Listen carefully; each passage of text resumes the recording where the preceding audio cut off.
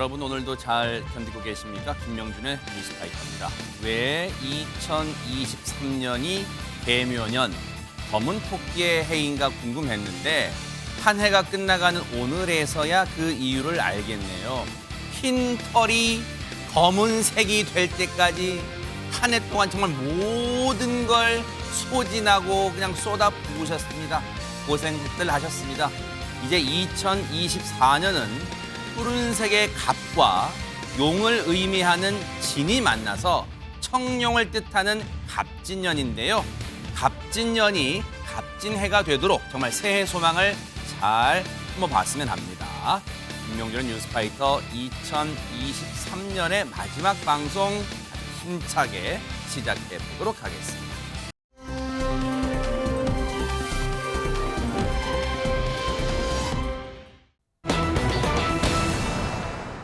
정말 갑작스럽게 충격적인 소식을 안겨줬던 고 이선균 씨, 오늘 발인이 엄수됐다면서요, 이담 아나운서. 네, 고 이선균 씨의 발인식이요. 오늘 낮 12시 서울 종로구에 있는 병원 장례식장에서 엄수가 됐습니다. 발인식이 끝난 뒤에 고 이선균 씨의 큰아들이죠. 중학생인 큰아들이 고인의 영정사진을 들고 장례식장을 나섰고요. 아내인 전혜진 씨는 작은 아들의 손을 잡은 채 눈물을 많이 쏟으면서 뒤를 따랐습니다. 네, 지금 아내분인 전혜진 씨 모습도 보였고요. 일단 사진으로만 봐도 고인의 마지막 가는 길을 안진용 기자님 많은 분들이 배웅을 했습니다. 네, 이성균 씨와 생전 친분이 두터웠던 동료 배우들이 이성균 씨의 마지막 가는 길을 배웅했습니다.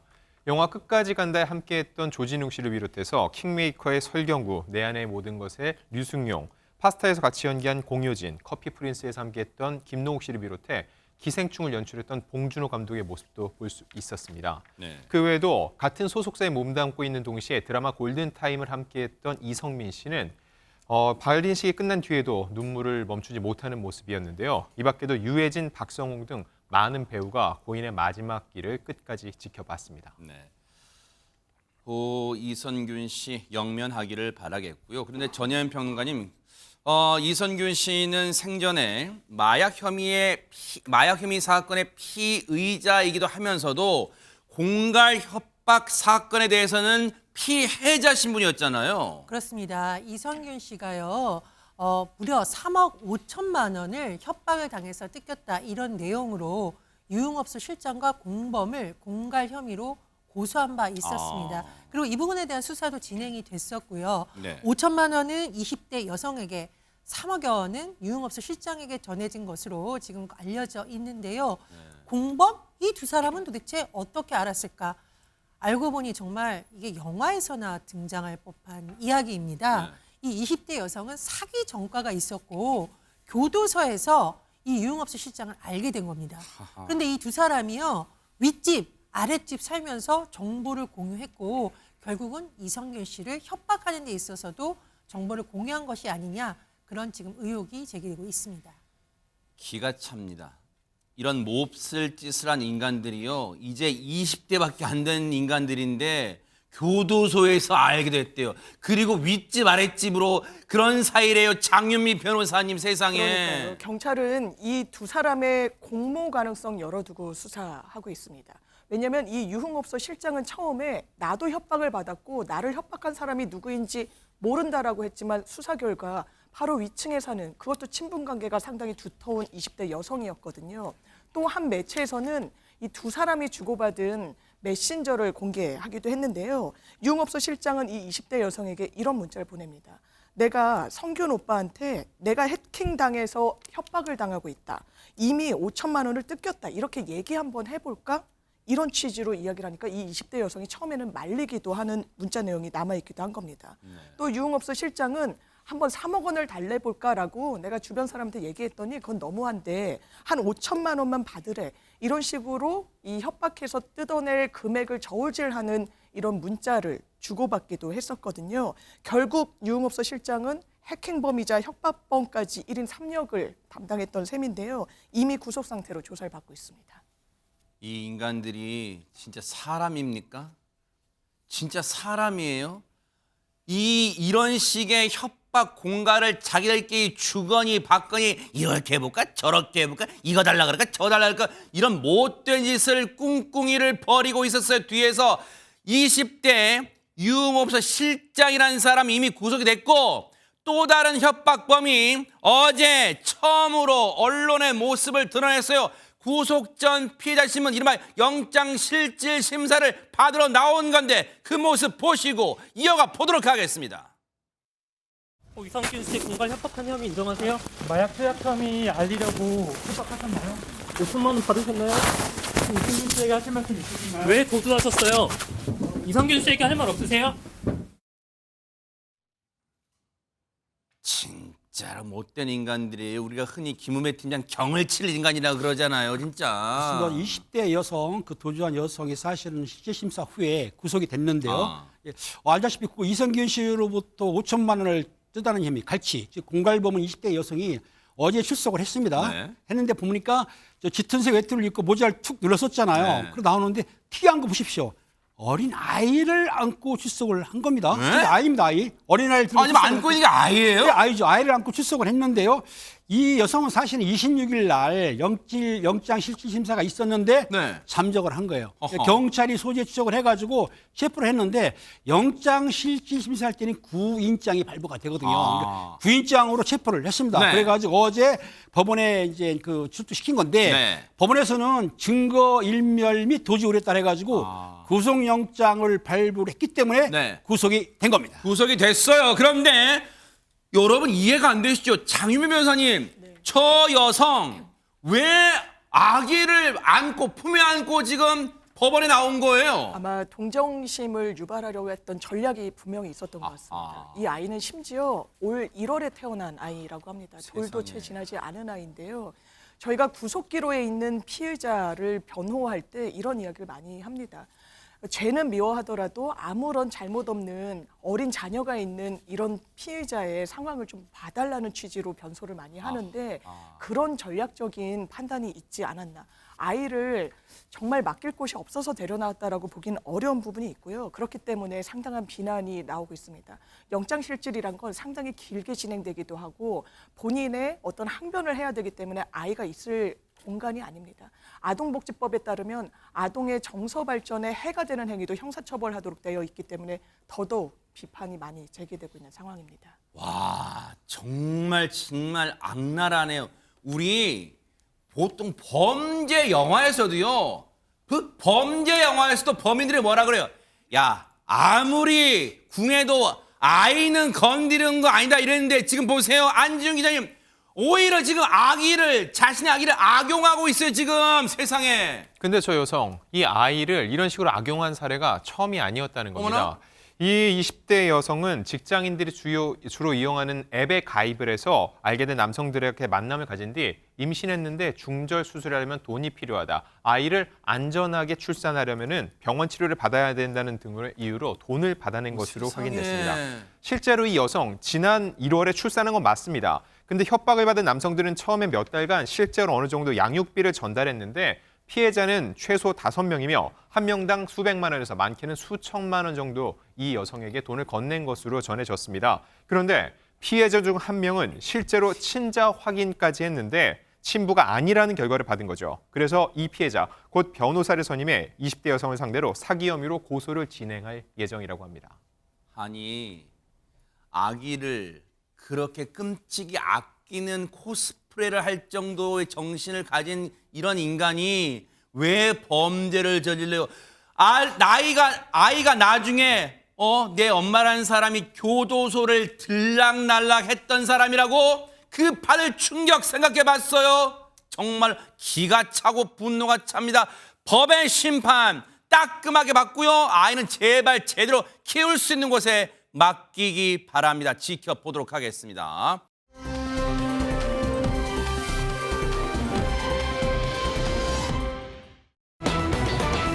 세상에 살다 보니 제목 보세요. 현직의 국정원 직원이 범인이란 이게 대체 무슨 말입니까? 이담 아나운서. 어제 새벽에요. 자정이 넘은 시각이었습니다. 서울 용산구에서 아주 아찔한 사고가 났는데요. 지금 말씀하신 것처럼 사건의 내막을 알고 나면 더 어이가 없습니다.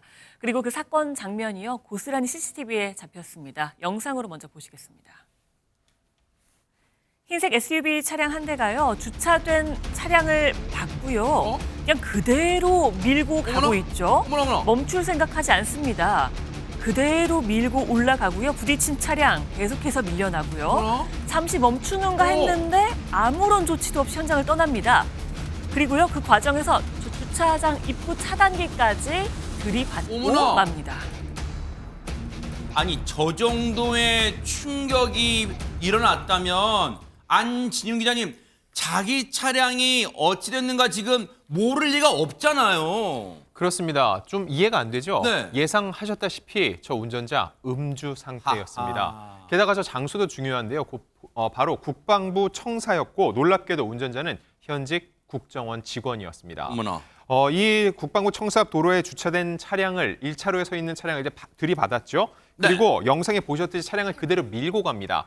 그 상태 잠시 멈추는가 하더니 곧바로 속도를 올리죠. 그대로 돌진해서 국방부 서문 입구에 설치된 차단기까지 들이받았습니다. 아니 장윤미 변호사님 지금 저 운전자 뭐 하는 인간이에요? 지금 보안이 굉장히 중요한 국방부 청사에 지금 음주운전하는 게 대체 무슨 말입니까 이게 지금? 그러니까요. 그런데 이 이해되지 않는 사고의 원인은 만취 상태 음주운전이었다라는 데 있습니다. 혈중 알코올 농도가 0.08% 이상. 그러니까 면허가 취소되는 정도의 수치인 것으로 검출이 됐고요. 또 하나 앞서 만취한 운전자가 1차 사고를 낸 다음에 국방부 서문으로 진행을 했다라고 말씀드렸잖아요. 네. 이곳은 대통령실과 이어지는 통로가 있는 곳이기도 합니다. 진짜요? 그래서 만약에 이 통로에 사람이 지나가던 상황이었다면 진짜 큰 사고가 났을 수도 있는 아찔한 상황이었다고 하실 수가 있고요. 네. 할 수가 있고요. 그리고 사고 영상 정확하게 다시 보시면 네. 차량이 도주하면서 출입구 차단기를 들이받을 때요. 보면 누군가 뛰면서 급히 몸을 피하는 진짜 인형 있네요. 예, 그런 모습도 담겨 있기 때문에 인명 피해가 없었던 게 그나마 다행이라면 다행인 부분입니다. 너무너무 황당한 사고잖아요. 주변에 있는 사람들도 좀 혀를 내둘렀어요. 얘기 들어보시고 이어가 보도록 하겠습니다. 있었다는 거를 저희도 알고 있는데 진짜 초기 시작 전부터 특점을 저희도 몰라요. 근데 거기 진짜 특수는 뭔지 저도 잘 모르겠어요. 왜 그랬는지 아니 뭐 때문에. 초기에 거기 근무하는 근무자들에 의해서 확인이 됐고 그래서 민간 경찰이 출동해서 필요한 초동 조치를 다 했고 현재 관련 내용을 확인 중인 것으로 알고 있습니다. 너무너무 기가 차고 지금도 듣고도 믿기지가 않는 게 저런 짓을 어처구니 없는 짓을 저지르는 사람이 전여현 평론가님 현직 국정원 직원이 진짜 맞아요? 예, 정말 문제가 있는 사안입니다. 일단 저 직원은 국정원 소속이 맞는 것으로 전해지고 있는데 뭐 어떤 직업이든 간에 도로교통법 위반 혐의로 지금 입건이 된 상황입니다. 그런데 왜 국정원 직원인 것이 더 문제가 되냐면 우리나라 같은 분단 국가에서 정보기관의 역할이 너무너무 중요합니다. 그렇죠. 국가정보원은요. 정보, 보안, 국가 기밀과 관련된 것을 다루는 곳인데다가 말 그대로 대통령 소속으로 둔 중앙행정기관입니다. 물론 모든 공무원의 역할이 중요하지만 국정원 직원들은 본인의 신분을 쉽게 드러내서도 안 되고 기밀을 다루기 때문에 더 어떤 엄격한 기준이 적용이 되거든요. 네. 따라서 국정원 내부에서도 징계가 있을 가능성이 지금 예측이 되고 있는데 다만 국정원 측에서는 징계 여부는 알려줄 수 없다는 입장입니다.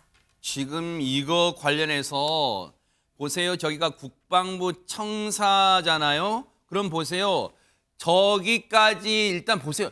저 차단기 그 도로 건너면 앞서 장윤미 변호사님 설명하면 대통령실로 향하는 그 길이라면서요. 초입이라면서요. 그러면 보세요. 보안이 그 어느 지역보다 삼엄해야 될 텐데 이해되지 않는 게요. 김은배 팀장님 영상 보면 저 국정원 직원이 탄 하얀색 승용차가 앞선 차를 막 들이밀 때 뭔가 타이어가 막 바닥에 끌리는 굉음이 났을 거 아니에요. 그러면 주변에서 뭔가 대응이 왜 이렇게 한참 더 됐어요? 뭔가 주변에서 뭔가 세운다거나 아니면 뭔가 좀 비상 상황 출동해야 되는 거 아니에요? 차단까지 갈 동안 아무런 제지가 없었어요. 조세형이 뭐냐면 사실은 사람이 주변에 없었기 때문에 그런 것이고 저 차량이 처음에는 주차된 차량을 들이받은 다음에 네. 서서 확인해야 되는데 불구하고 계속 도주를 한 거 그러니까 아닙니까? 저때 계획은 예. 났을 거 아니에요, 진짜. 났는데 이제 주변에 사람이 없지 않습니까? 그런데 저 차량은 주차된 차량이기 때문에 사람이 아마 승차하지 않을 것으로 추정이 되고요. 네. 그들 계속 도주하다가 아마 그 차단막까지 뭐 사고를 낸 것 같은데 저렇게 사고 내고 도망갈 때는 더 큰 사고가 예견되는 거죠.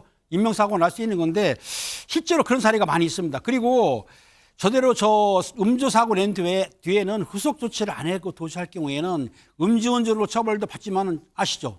도주치상죄, 즉 아하. 뺑소니 사건이기 때문에 네. 만약에 사람이 피해 입었는데도 불구하고 병원을 후속 않고 신고 안 했을 경우에는 뺑소니로 처벌받게 되면은 네. 가중처벌을 받기 때문에 혹시라도 네. 사고 시에는 후속 조치를 꼭 해야 됩니다. 지금 이 사건을 접하신 시청자분들, 국민분들은 분노가 지금 극에 달하실 텐데 전현 평당 우리 보통 국가기관이 정말 어처구니 없는 짓 하면 이런 표현을 쓰는 참 조직이 썩었네 썩어 이런 표현 하잖아요. 네, 그런 표현이 절대 과하지 않습니다. 나사가 빠졌다, 정신줄 나갔다 이런 비판을 받을 수밖에 없는 여러 가지 이유가 있는데요. 일단 국정원 직원이 음주운전한 것도 문제이고 네. 사고를 낸 장소, 국방부 청사라는 것도 굉장히 심각한 문제입니다. 제정신이야 진짜. 그런데 제가 국정원 전체가 정말 문제가 있다라는 비판을 피해갈 수 없다는 또 다른 이유가 있습니다. 국정원장, 1차장, 2차장이 인사파동 논란으로 이미 여러 차례 논란에 휘말린 적이 있었고요. 이 국정원 수뇌부가 동시에 경질되는 일이 있었습니다. 물론 후임으로는 조태원 국가안보실장이 새 임명이 되었습니다만 지명이 된 거죠. 국정원에서 자꾸 인사파동 논란, 내부 알력 논란, 거기다가 직원의 음주운전 논란까지 겹치면서 따가운 여론의 질타를 받을 수밖에 없는 상황입니다. 그러니까요. 그래서 조직이 썩었다는 말을 시청자분과 국민분들이 하실 거란 말이에요. 왜? 뭔가 조직이 이렇게 불안정하고 뭔가 위기가 올수록 다 근신하고 더 한데 힘을 모아야죠. 어디서 술을 먹고 음주운전을 해요. 반드시 일벌백계 되기를 눈 부릅뜨고 지켜보도록 하겠습니다.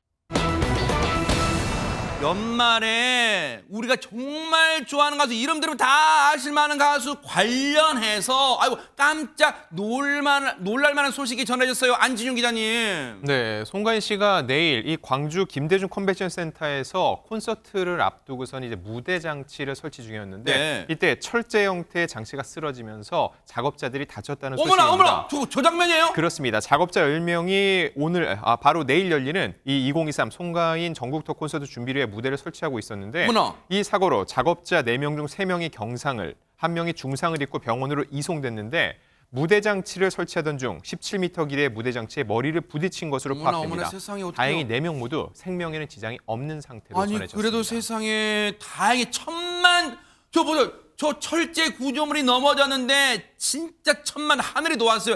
일단 진짜 생명에 지장이 없는 게 천만 다행이긴 한데 세상에 공연 이틀 앞두고 이런 일이 어쩌다가 일어난 걸까요? 이담한 옷에 세상에. 공사 관계자의 진술을 토대로 경찰이 밝힌 바를 보면요. 하중을 견디지 못해서 이런 사고가 났다는 거예요. 어떤 하중인가 봤더니 지금 무대 양 옆에요. 저렇게 앞뒤로 LED 패널 있잖아요. 스크린을 보통 답니다. 무대를 하면은 송가인 씨 얼굴을 좀 더 잘 보기 위해서 패널을 달잖아요. 이게 2톤 정도 된대요.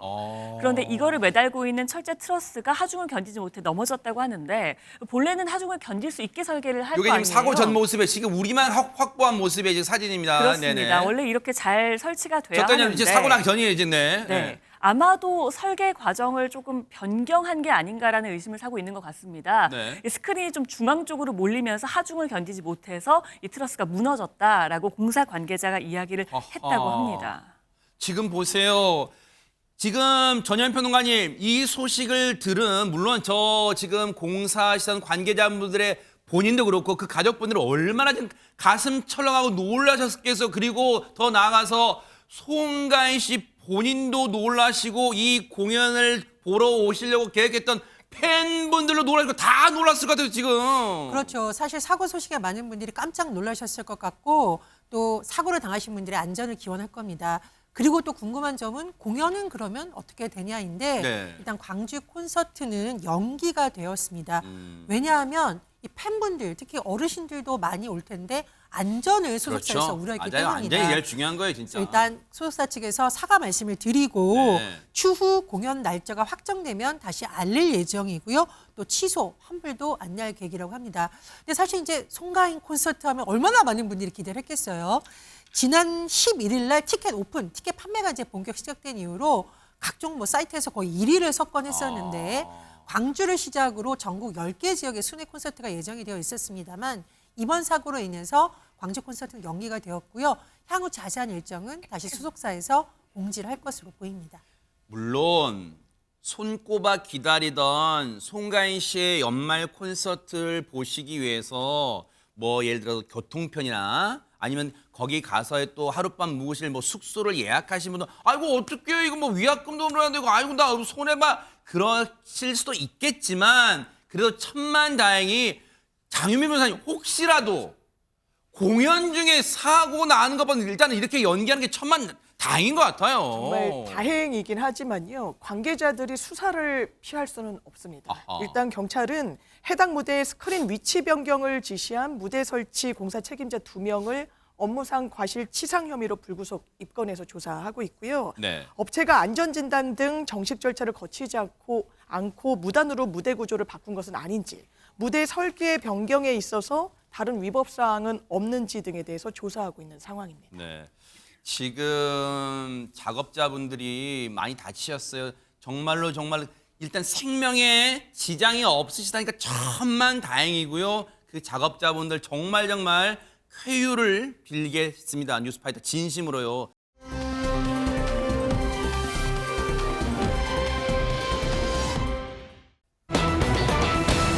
보통 뉴스파이터에서 분노를 일으키는 사건을 저지를 때 그런 말을 하잖아요. 끝까지 이 인간 어떤 처벌받는지 지켜보도록 하겠습니다 할 때 그런데 이 사건의 이 가해자는 어떻게 됐을까요? 안진영 기자님. 이 사건 경찰이 실탄까지 발생했던 사건입니다. 아하. 지난 9월 20대 운전자가 만취 상태로 운전하면서 난동을 부린 사건 저희 뉴스파이터에서도 전해드린 적이 그랬죠. 있었죠. 이 남성에게 실형이 선고되어서 다시금 이 사건이 주목받고 있습니다. 아하. 어떤 사건이었는지 영상으로 다시 한번 보여드리겠습니다. 어두운 밤 SUV 차량 한 대가 차선을 넘어서며 도망갑니다. 네. 다급히 도망간 곳은 어이구. 한 오피스텔의 주차장.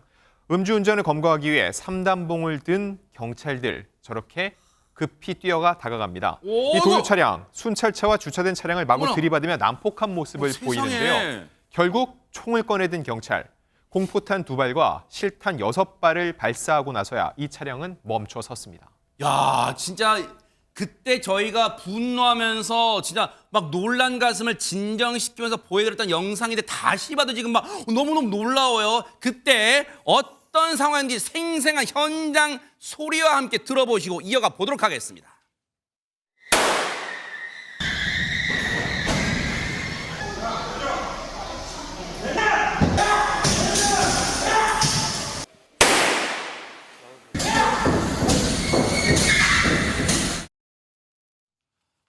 당시에요. 지금 시청자분들도 영상 보시죠라고 제가 말씀드리자마자 팡 소리 나니까 뭐 깜짝 놀라신 분 많으실 거예요. 근데 저 때 일단 주차장에서 파손된 차량만도 엄청났어요. 그렇습니다. 일반 민간인들이 타는 차량 18대 그리고 경찰 순찰차 2대 총 20대가 파손이 되었는데요. 어머나.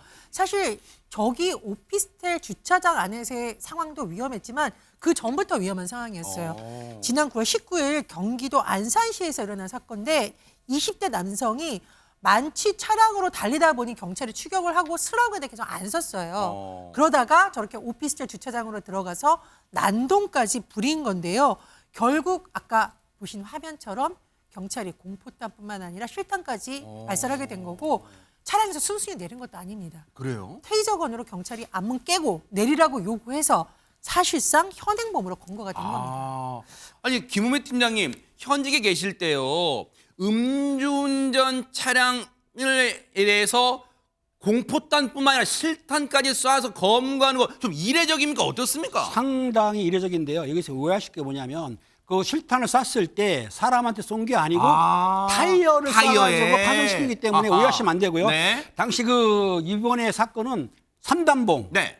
테이저건, 네. 그다음에 권총까지 3종이 다 동원됐던 아하. 건거를 했는데요. 사실 8월 4일 날 윤희근 경찰청장이 뭐라 했냐면 네. 특별 치안 활동을 하면서 그 총기와 테이저건을 사용해도 된다. 즉 정당하게 살리라고 했어요. 아. 그러니까 물리적으로 사용을 하는데 뭐가 문제되냐면 그 테이저건이나 권총을 썼을 경우에 감찰, 즉 청문 감사에서 조사를 하거든요. 그러니까 면책 규정을 좀 확대하겠다. 그렇기 때문에 정당하게 사용하게 되면은 면책하겠다. 이렇게 선언을 했는데 그 뒤에 처음으로 총기 사용을 한 것이죠. 아, 이게 이게요. 첫사례군요. 그렇죠. 그러니까 아하. 음주 차량 그 실탄, 즉 그 타이어에서 발표한 경찰관은 인명 피해 없이 범인을 검거했기 때문에 그 공로를 취하해서 특진 임명을 했다고 합니다. 아하. 사실 이 대목은 의미가 있는 게 여러분들도 뉴스파이터에서 전해드리는 사건 사고 보시면 공권력, 즉 경찰이 최전선에 있는 경찰분들이 그 범죄의 가해자들, 범인들이 막 무력으로 막 할 때 너무 소극적 대응하는 게 마음 아파하셨잖아요. 그래서 그 이후에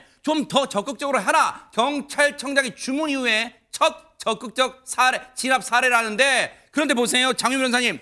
저 못된 남성, 그러면 어떤 실형을 받았습니까? 1심에서 실형 2년을 받았습니다. 일단 적용되는 혐의가 여러 가지인데요. 음주운전 했죠. 그리고 지금 보신 영상에서처럼 공영 건물을 손상했습니다. 아. 여러 차량에 대한 손괴죄 덧붙여지고요. 네. 또 하나는 특수 공무집행 방해죄가 있습니다. 아하. 왜냐하면 본인의 차량을 이용해서 검거하려고 하는 이 경찰관들을 부딪히기도 하고, 그렇죠. 그런 부분은 가중해서 처벌받는 특수 공무집행 방해고 구속 기소가 원칙이거든요. 네. 실제로 이 남성 구속 기소가 됐고요. 1심에서 징역 2년을 선고받았는데 재판을 받던 와중에 봤더니 동종 전과가 있었습니다. 어머나. 음주운전 이력이 있었던, 처벌 전력이 있는 사람이었고요. 위험도와 피해도가 상당히 크다는 점을 감안하고 다만 종합보험에 가입해서 여러 물적 피해가 보상된 점, 그리고 상당수의 금액을 법원에 공탁한 점 등을 참작해 실형 2년을 선고했다고 법원이 밝혔습니다. 딱 보세요.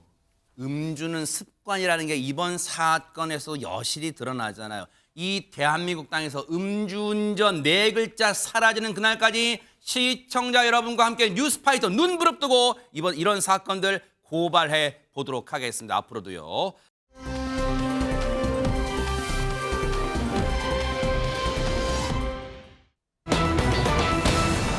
자, 분위기 바꿔볼게요. 질투심을 한 몸에 받으며 등장한 사람, 이담 아나운서 말고 또 있나요? 또 있습니다. 많습니다. 심지어요. 네. 5명이 한 팀이 돼서 대결을 펼친 MBN 현역 가왕에서요. 아하. 여성 참가자들이 정말 멋진 무대를 보여주고 있잖아요. 근데 네. 여기에 청일점들이 등장을 했습니다.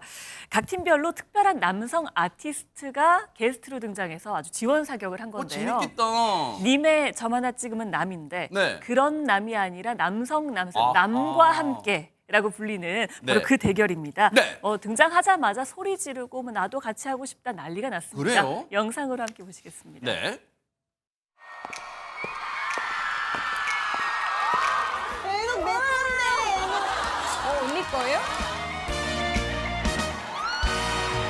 리드미컬하게 움직이는 댄스랜드, 춤추는 까발레, 피아노 같은 나의 몸을 터치, 잠시 너의 눈을 감아봐. 터질 것만 같은 느낌, 한 박자 두 박자 흔들려봐. Let's dance crazy, I am free. Stop, 아니 오늘 왜 이렇게 야하죠? Let's dance crazy, you are free. 사랑의 영원히 널. 뭐야? 왜 멈춰? 왜 멈춰?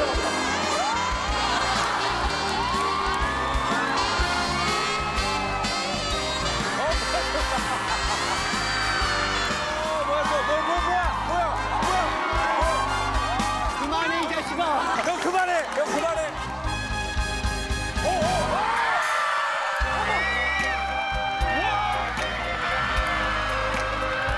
나도 저거 해보고 싶어. 나도 가서 한번 해봐야겠다.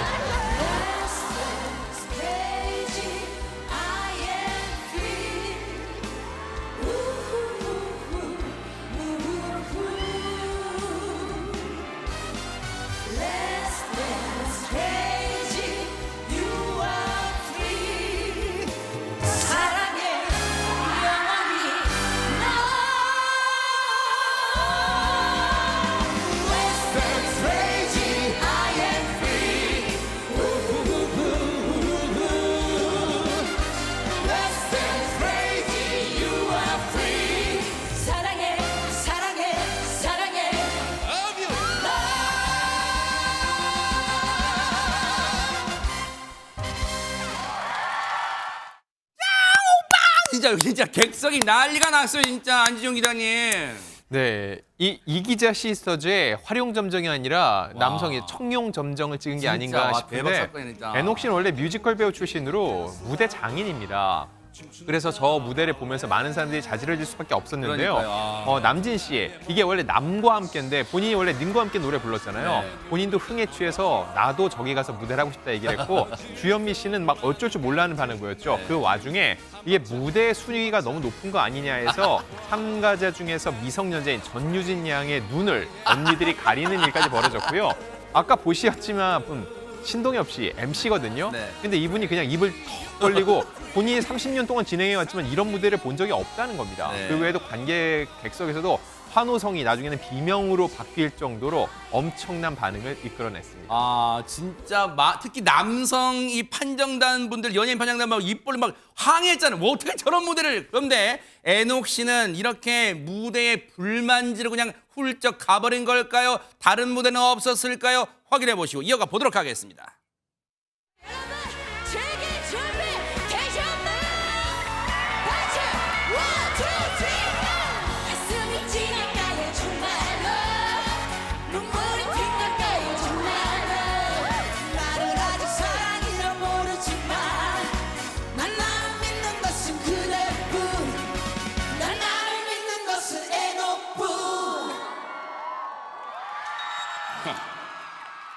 그대 그만 나와.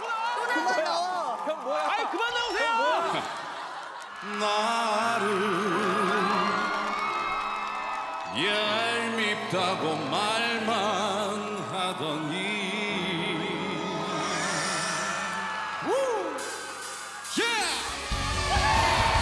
가슴이 찡하네요 정말로 눈물이 피어내요 정말로 한 번쯤은 느껴보는 사랑인데 난 나는 왜 이럴까 정말로 난 나는 왜 이럴까 정말로 난 나는 왜 이럴까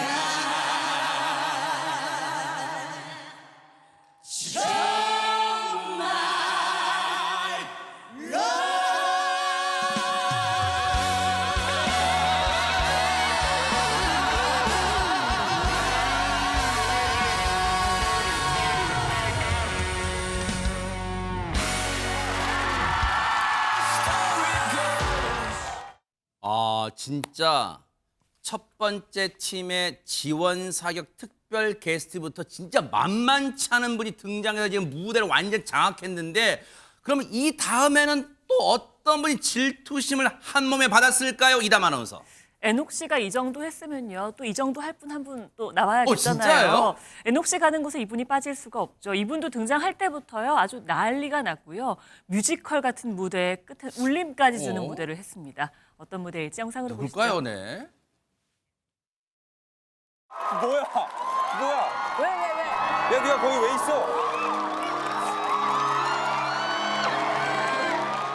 어쩌다 생각이 나겠지 냉정한 사람이지만 그렇게 사랑했던 기억을 잊을 수는 없을 거야 때로는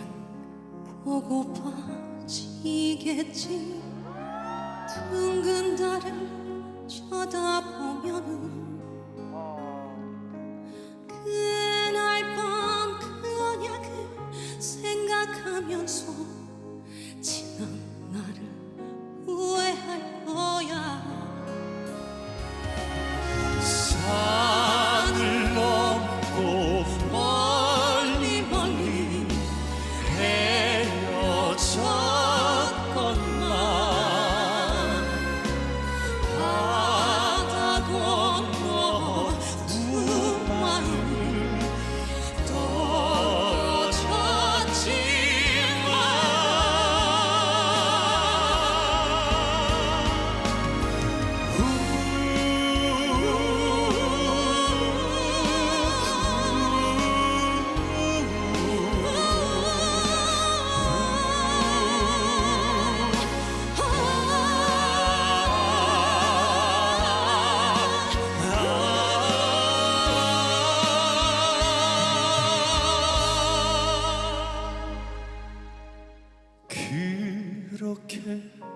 사랑했던 기억을 잊을 수는 없을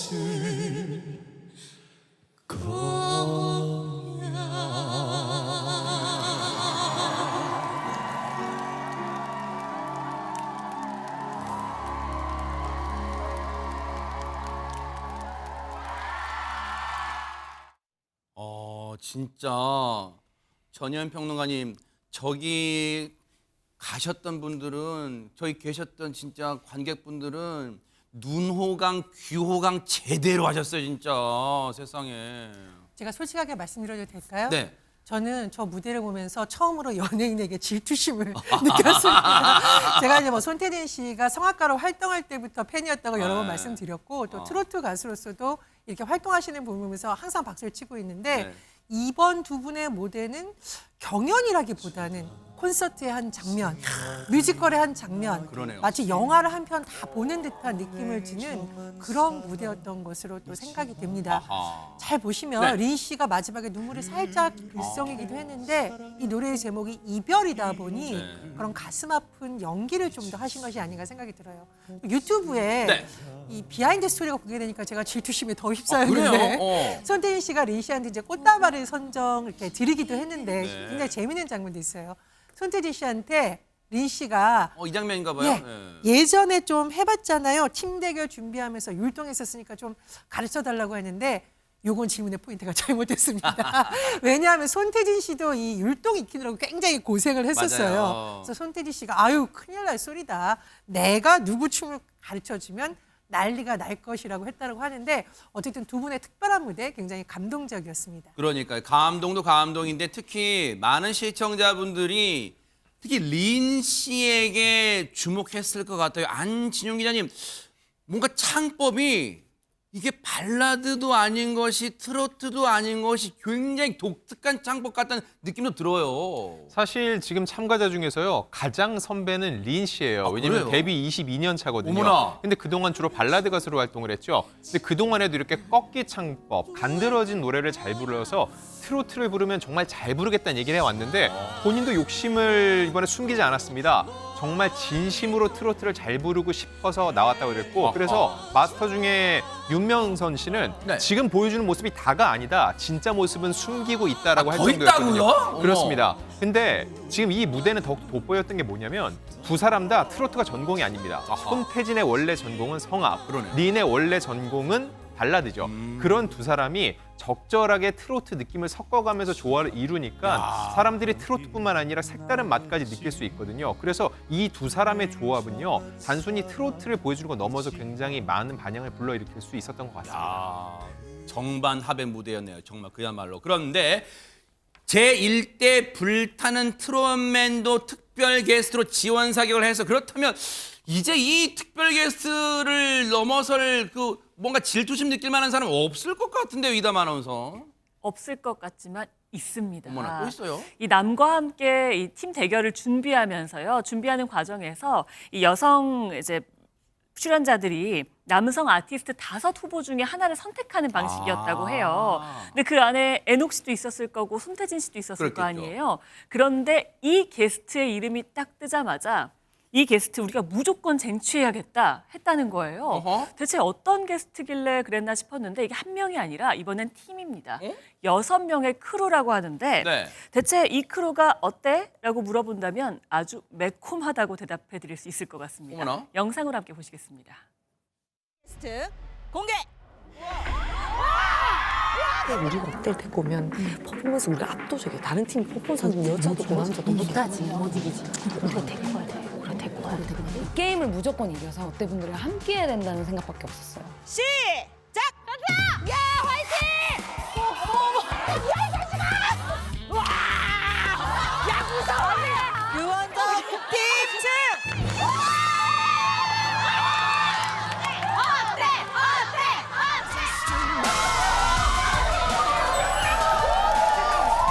실제로 만나다니. 안녕하세요. 저희는 핫칠리 팀입니다. 저희 생각해서 너무 쉽게 안무 짜지 마시고 조금 빡세게 무조건 할 테니까 좀 멋있게 만들어주시길 부탁드리겠습니다. 그건 오늘 이제 첫 연습이니까 한번 보고 결정해보도록 하겠습니다. 굉장히 핫하고 맵고 섹시하면서 핫칠리와 어때만이 꾸밀 수 있다. 어때라는 특별 게스트 팀이 과연 어떤 팀이길래 정말 핫칠리 팀이 사력을 다해서 쟁취하려고 했을까요? 무대 만나 모시고 이어가 보도록 하겠습니다. 핫칠리의 킬드카드 더 이상 말이 필요 없는 핫한 댄스 크루 핫칠리의 남자들 춤 잘해 무대 잘해 어때 잘해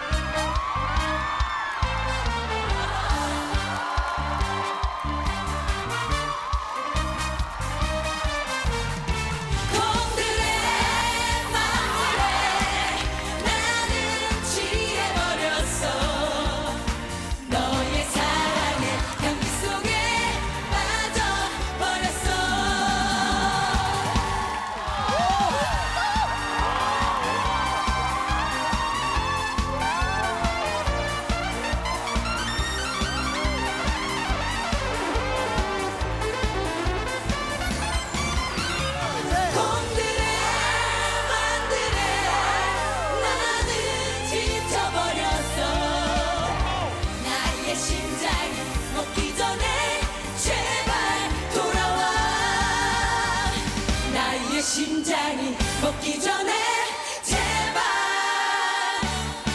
돌아와.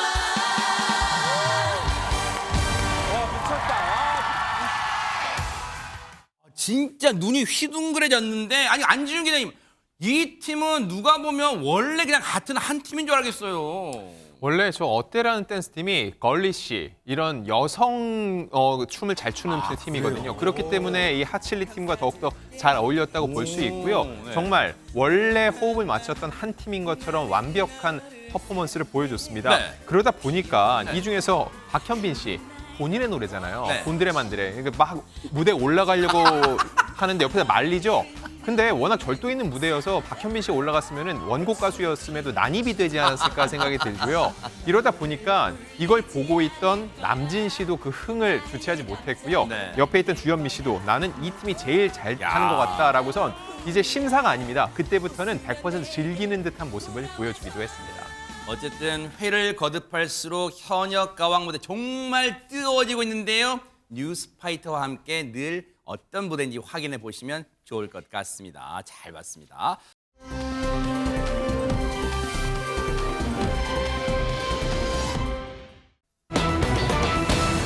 자, 분위기 바꿔볼게요. 최근에 포착된 북한의 고위 간부들이 많은 사람의 시선을 강탈하고 있다는데 왜 그런 겁니까? 이담 아나운서. 북한 조선중앙TV에서요. 지난 27일에 북한 최고위급 간부들의 모습을 보도를 했는데요. 이게 뉴스의 장면인지 광고의 한 장면인지 모를 법한 영상이었습니다. 다들 약속이나 한 듯 벤츠를 타고 나타났는데요. 영상을 함께 보시겠습니다. 네. 지난 26일 북한의 노동당 중앙위원회 전원회의에 참석하려는 인파가 길게 이어지고 있죠. 네. 이때 진입로를 따라서 벤츠 S클래스 리무진이 등장합니다. 여기에서 내린 사람은 북한의 내각 총리 김덕훈입니다. 뒷자리에서 내렸죠. 네. 자, 이어서 또 오는 벤츠 S클래스 일반 세단으로 추정되는 차량 운전석에서 당 조직비서 조용원이 내리고요. 방금 내린 사람은 또 최고인민회의 상임위원장 최룡해죠.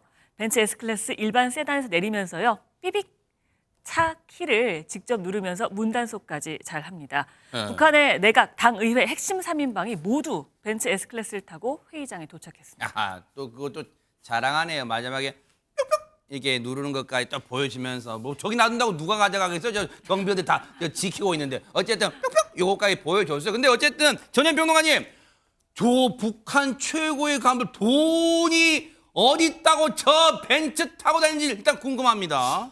저도 너무 궁금합니다. 그리고 일반적으로 저렇게 대중들에게 공개하는 장소에서 이른바 수입차를 탄다는 것도 사실 네. 우리 상식으로 좀 이해가 되지 않습니다만 어쨌든 북한 고위층이 벤츠 S클래스를 굉장히 좋아한다 이렇게 추정할 수 있는 부분인데 다만 우리가 그런 표현 쓰잖아요. 벤츠라고 다 같은 벤츠는 아니다. 그래서 김덕훈 내가 총리가 탄 차는요. 벤츠 8세대 S클래스 리무진입니다. 네. 조영원 비서가 탄 차는 벤츠 9세대 S클래스 일반 세단이고 아까 보시면 직접 운전하는 것으로 또 추정이 되고요. 최동일 상임위원장의 차는 8세대 벤츠 S클래스 일반 세단인데 아까 삐빅 하는 거 보셨죠? 네. 근데 이게 오히려 조금 이상해 보이는 이유가 있습니다. 말하자면 최동일 위원장은 우리나라의 국회의장격이고요. 그래요? 차를 세운 장소는 노동당 청사 앞마당이거든요. 북한 같은 체제에서 누가 감히 차를 훔쳐갈 수 있겠습니다만은 그러니까요. 네. 어쨌든 저런 모습이 또 공개되기도 했습니다. 그러니까 뭔가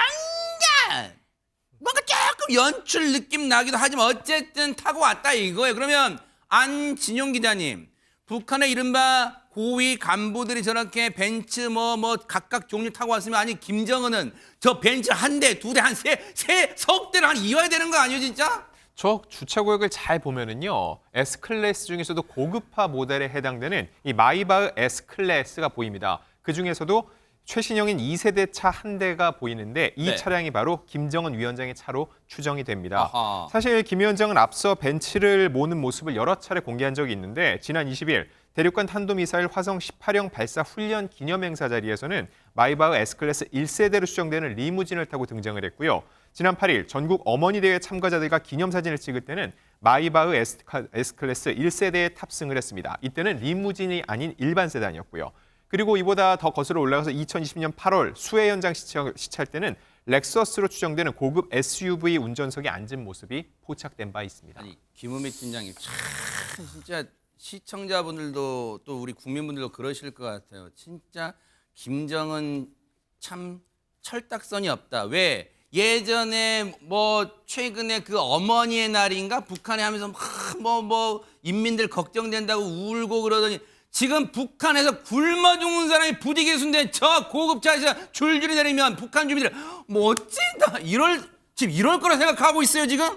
북한 주민들이 볼 때는 어이가 없겠죠. 자기들은 지금 생활이 어려운 상태인데 외국차인 벤츠를 타고 그 간부들이나 김정은 위원장이 타고 다니고 보면은 실망도 대단히 할 거고 네. 아마 그 거리감 분노 실망을 넘어졌네. 정도를 넘어섰겠지만 북한이 뭔 기름이 나요 북한이 네. 기름을 수입하겠죠. 그러니까요. 돈 주고 돈도 없는 나라가 네. 달러도 없는데요. 네. 저게 이제 괴리가 생기는 건데 저렇게 하다 보면은 아마 그 북한 주민들 사이에 어떤 그 폭동이 일어나지 않을까 싶은 생각이 저는 아니 머리 이제 시키네요. 그렇죠. 민심이 일단은 많이 떠날 거예요. 지금 저런 장면 혹시 조선중앙TV로 저런 걸 보도를 보내쳐봐요. 그러면 저게 좋아하겠어. 북한 주민이 굶어 죽고 있는데 그런데 궁금한 게요. 장미 변호사님. 저 고급 벤츠 이런 차들이 어떻게 저기 날개 달린 것도 아닌데 어떻게 북한 땅에 들어갈 수 있는 거예요? 그러니까요. 지금 보신 영상에서 확인되는 벤츠 차량만 하더라도요. S클래스급으로 최소 4대 정도입니다. 이처럼 사치품에 해당하는 고가 차량은 물론요. 운송수단의 북한 반입 자체는 위법 사안입니다. 왜냐하면 유엔 안전보장이사의 대북제재 결의 위반으로 판단을 받기 때문인데요. 미국 국무부에서도 이런 상황에 대해서 한마디 거들고 나섰습니다. 네. 유엔 안보리 결의에 따라 모든 유엔 회원국은 북한의 운송수단을 공급, 판매 또는 이전하는 것을 금지해야 한다. 이렇게 뭐야 저게 밝힌 건데 지금 네. 보신 고급 자동차류뿐만 아니라요. 네. 고급 보석 제품, 경주용 차량 등도 대북 수출 금지 품목으로 규정이 돼 있는 상황인데요. 그런데도 이런 고위 간부들이 벤츠 차량을 이용하는 모습을 잇따라 노출이 되면서 대북 제재 감시망에 틈새가 생긴 것 아니냐 이런 지적이 나오고 있습니다. 뭔가 북한이 저런 모습 보여주는 데는 다 전략이 있는 거예요. 뭔가 꿍꿍이가 있을 거예요. 어쨌든 저게 정상 국가의 모습입니까? 김정은이 그렇게 강조하는 참 어처구니가 없다 이런 생각해 봅니다. 보고 계십니까? 대박 사건. 네, 안녕하십니까? 김명준입니다. 여러분과 함께하는 뉴스파이터. 다양한 소식과 뉴스를 보고 싶으시면 화면 오른쪽을 꾹 눌러 구독해 주시길 바랍니다. TV로도 유튜브로도 여러분께 한 발 더 다가가겠습니다. MBN 뉴스와 뉴스파이터를 사랑해 주셔서 고맙습니다.